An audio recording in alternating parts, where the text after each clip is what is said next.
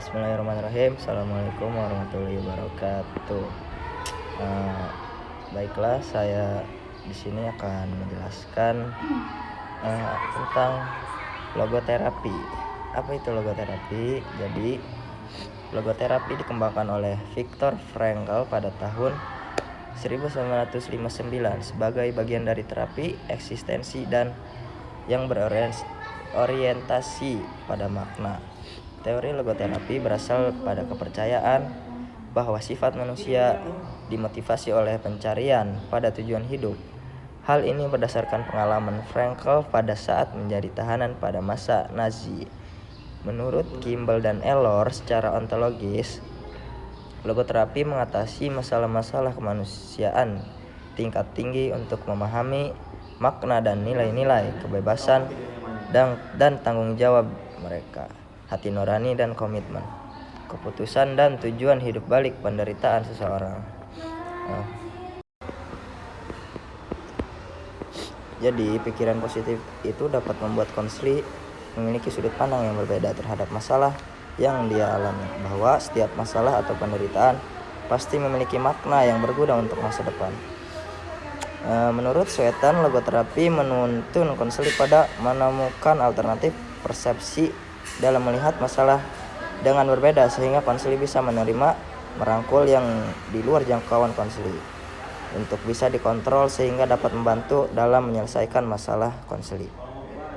Peran konselor sangat menentukan dalam kelancaran proses konseling dengan komunikasi yang efektif antara konselor dan konseli.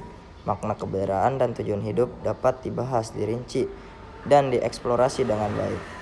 Menurut Frankl, terdapat 3 teknik logoterapi, yaitu paradoxical intention atau intensi paradoksial, dereflection, dan modification of attitude. Jadi, logoterapi itu mengajarkan atau membimbing konseli untuk menemukan keyakinan ketika mendapati kendala, kadang yaitu masalah hidup yang berasal dari diri konseli itu sendiri. Dengan memiliki keyakinan, konseli dapat sedikit demi sedikit melepas rantai yang mengikat pikiran dan emosi ketika menghadapi masalah, sehingga konseli dapat menyelesaikan masalah dengan tenang dan bisa menghadapi keadaan dengan pikiran positif. Lalu ada tahapan teknik logoterapi. Menurut Swetan, terdapat 3 tahapan dalam proses logoterapi. Yang pertama yaitu tahapan diagnosis. Dalam sesi ini adanya saling komunikasi basa-basi yang dilakukan oleh konselor dan konseli untuk membangun kepercayaan, menunjukkan saling perhatian dan pengertian, memberikan rasa nyaman terutama kepada konseli. Yang kedua yaitu tahapan terapi. Tahapan ini membantu konseli untuk mendapatkan wawasan baru mengenai masalahnya dan menjauhkan konseli dari perasaan ketakutan, kecemasan yang berlebihan yang akan memberikan pengaruh negatif dalam konseli menghadapi masalah-masalahnya. Yang ketiga yaitu ada tahap tindak lanjut. Tugas konselor adalah memantau kondisi konseli sampai pada kondisi konseli kembali stabil dengan melakukan banyak kegiatan positif yang membuat konseli kembali menemukan tujuan dan tidak mengalami kekosongan dalam kehidupannya. Dari pemaparan ahli di atas dapat disimpulkan bahwa terdapat 3 tahapan dalam logoterapi, yaitu tahap diagnosis yang digunakan untuk membangun kepercayaan dan rasa nyaman antara konselor dan mendengarkan penjelasan konseli terhadap masalahnya. Tahapan kedua yaitu terapi yang dilakukan konselor dengan menggunakan 3 teknik logoterapi sebagai bagian dari proses dalam membantu konseli memahami, menemukan, dan menyelesaikan masalahnya.